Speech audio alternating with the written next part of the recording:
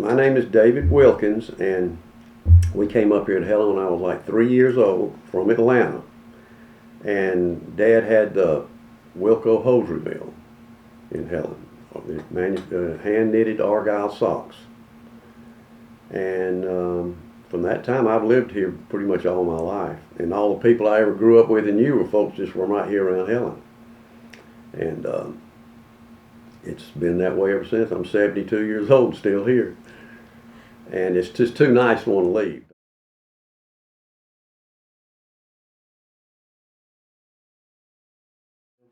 All right, well, Dad came up here in 1946 and started Wilco Hosiery Mill. It's hand knitted Argyle socks. And I will show you what they look like right here. This is what, you want me to take this down for you? Okay. And he started this plant in 46 and shut it down in 1959. And there was about 35 employees. It was one of the few, maybe the only hand knitted Argyle sock plant there was in the country back then, which is a big deal.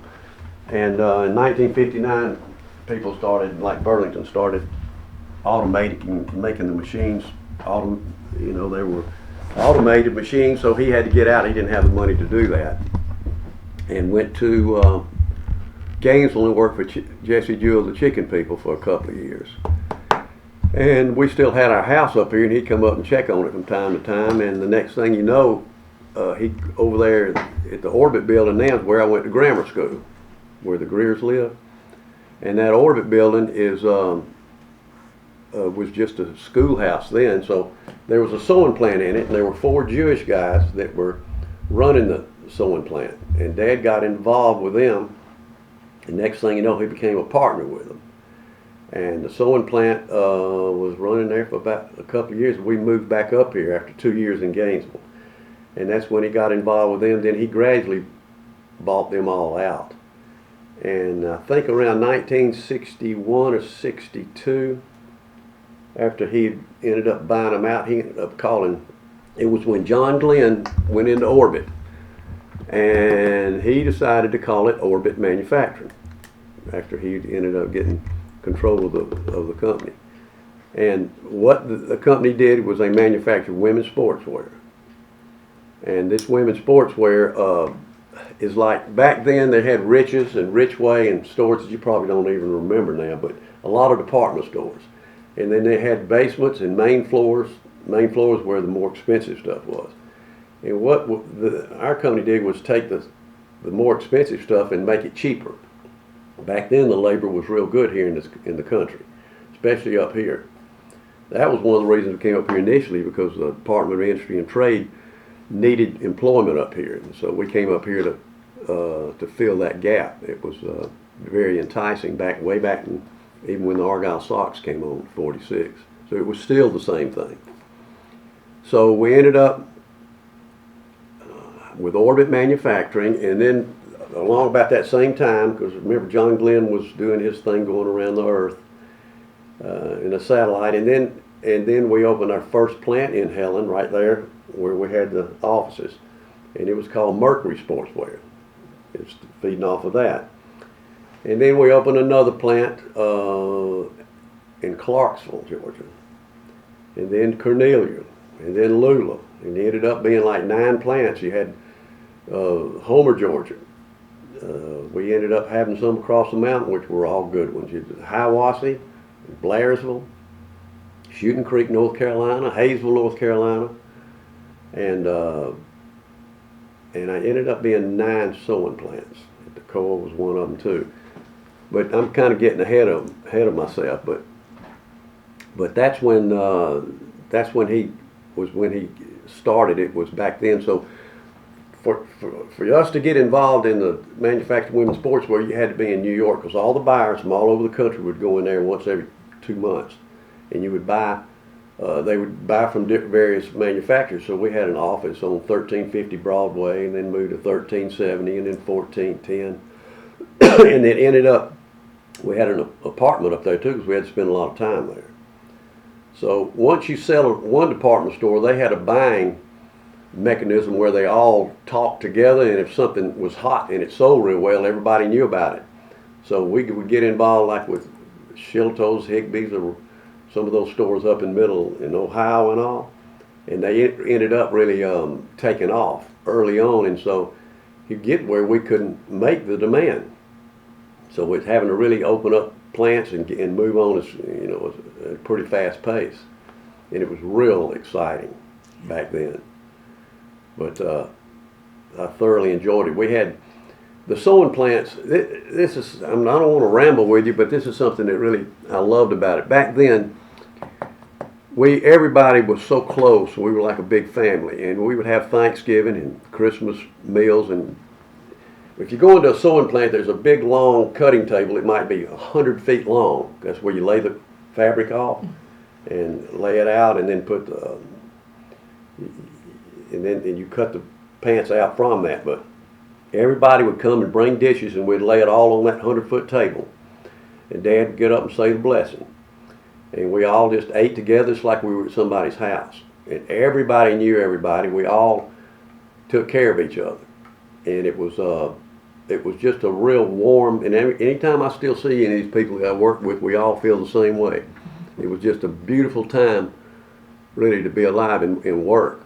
And most of the people that worked, I got to tell you this, they all got paid on production instead of by the hour, which means they got paid by how many hundreds of, like if all they did was hem a pair of pants, they got so much for hemming 100. And the same thing with doing the banding or the serging on the side.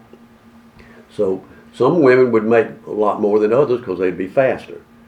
And working on production was what Dad did way back in the hosiery mill business, and also, excuse me, with the sewing machine. So that's what took place. But what was so beautiful about it, most of the people that worked for us were women, because they were the sewers.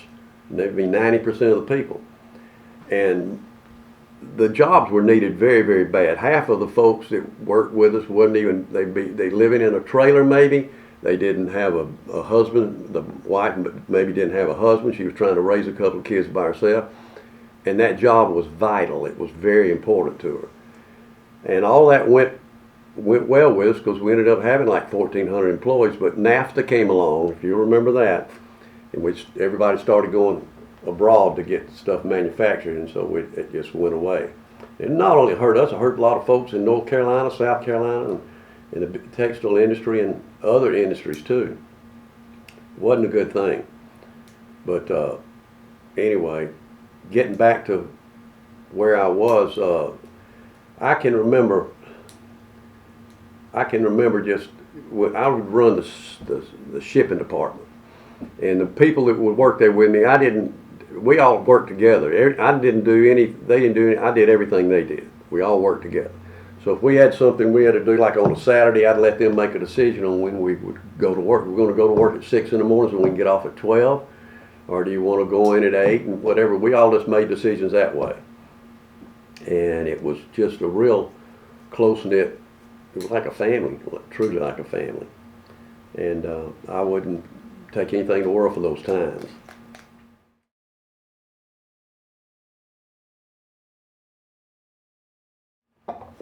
Orbit was located right here in Helens, where it started, and it was located here across from the Hofbrau House on the north end of town across the river, where the elementary school used to be.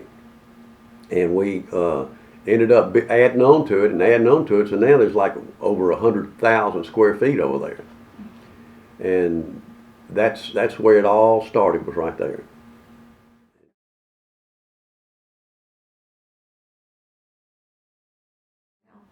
There you got the Elvis Theater there. There's a theater there, that music theater, that I don't think is functioning that well anymore.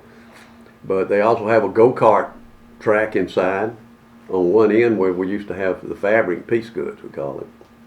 And then he has some other kind of a paintball museum there. And a lot of it is nothing but just storage. So it's changed quite a bit.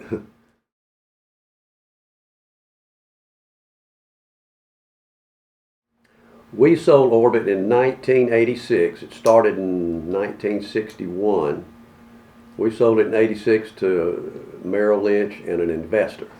The investor got out and Merrill Lynch ended up on it, so they kept it from 1986 to 1996 for 10 more years. But again, NAFTA, like I said, it was hard to keep manufacturing around this area, so they ended up having to shut it down also. I mean, in '96.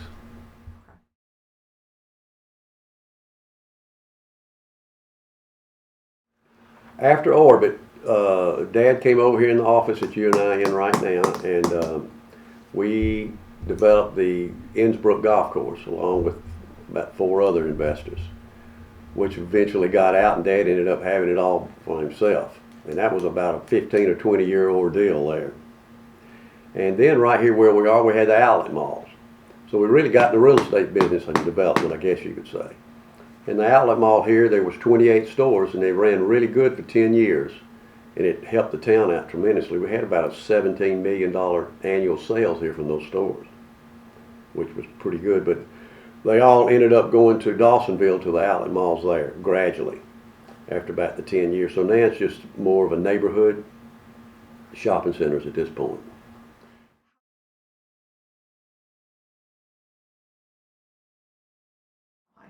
That is a good story, and I don't remember exactly the time period, but it was sometime during the time I was in high school. He would go over to what's now Paul's Restaurant for lunch, and he and the executive vice president of Orbit back then was Bob Fowler. He and Bob and a guy named Pete Hodkinson, and Pete used to work for Dad. I don't think a lot of people knew this, but he used to work for Dad in opening outlet stores.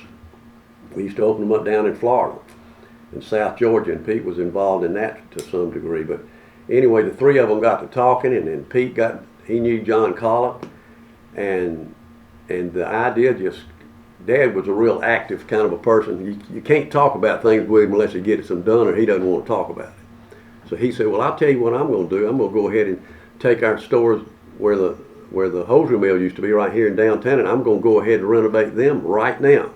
And maybe that'll get the momentum going for the other people to do it, because we didn't have any money coming in from any outside sources or government funding from anybody. It had to be all individual private money, which is a hard thing to do.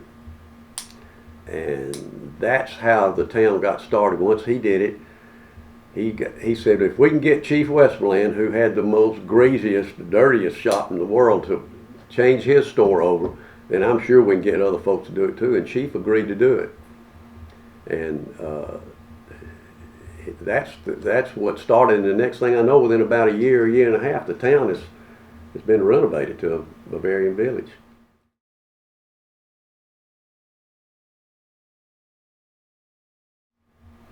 Doesn't seem like it's been that long.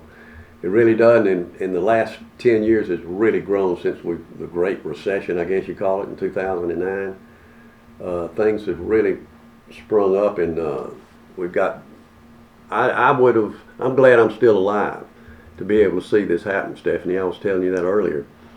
There's just a lot of things come to fruition that I didn't know that I'd ever get to see. Like this big Marriott that's coming online now, and then we've got a roller coaster in town, and there's just a lot of things. And the town looks the best it's ever looked, as far as painting and landscaping and all that. So I'm just real proud of the businesses, the restaurants we have here now. It's all amazing. I mean, who would ever thought we'd have a Thai restaurant that had been here 5 or 6 years? We didn't know anything but biscuits and gravy when I grew up. So it's just a good sign of the time. We've probably got, 3 million tourists that come here. And the winter times are not as bad as they used to be, because the folks still come up here during that time for conferences and stuff like that we have facilities for, like the Holiday Inn Express and the Marriott and Unicoi. So it's more accommodating than for people than it used to be, I think.